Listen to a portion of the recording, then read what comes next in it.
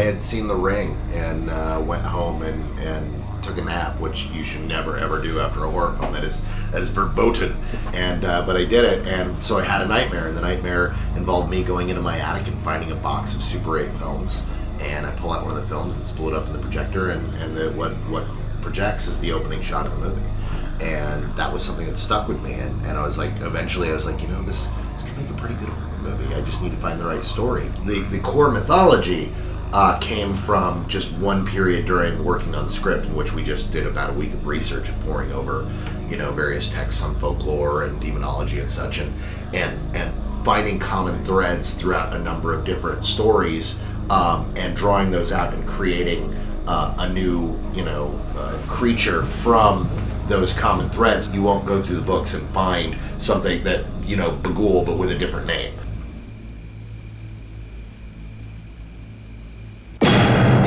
The look of Bagul was going to be critical to the movie working. There was so much of the script that centered around those scenes being scary, so he had to be something unique. I went to Flickr online and typed in horror and got 500,000 images. I collected probably about 100 to start, and then I whittled it down to about 15 images that I really liked. So I sent those 15 images to Cargill, and I said, tell me which of these you like as kind of a starting point. And he only identified one, and it was this one photograph, and the name was Natalie. I still don't know why, but he identified that photograph. And then when I got the email back from him that he liked that one, I clicked on it and I looked at it and I thought, well, what if it's just that? What if it's this guy? And I thought, that's amazing.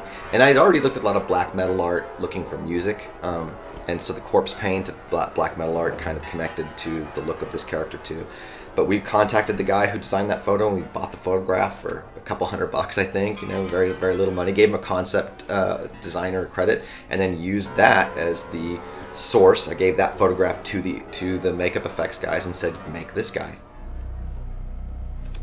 Before the Stevensons moved here, they lived where the Miller family murders happened. Holy shit.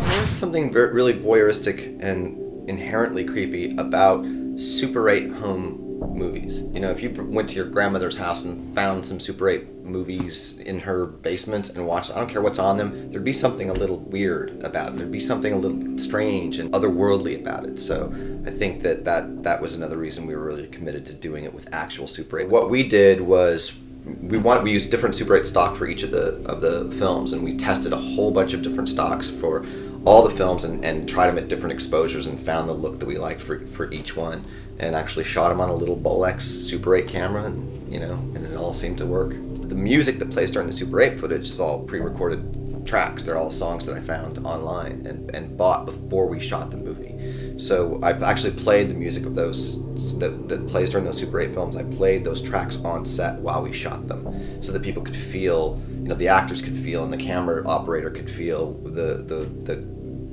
terrifying tone of those songs. When we went to make this movie, that was one of the things that we wanted to try to do was bring some real effort to those cinematic qualities of sound design and visual aesthetics.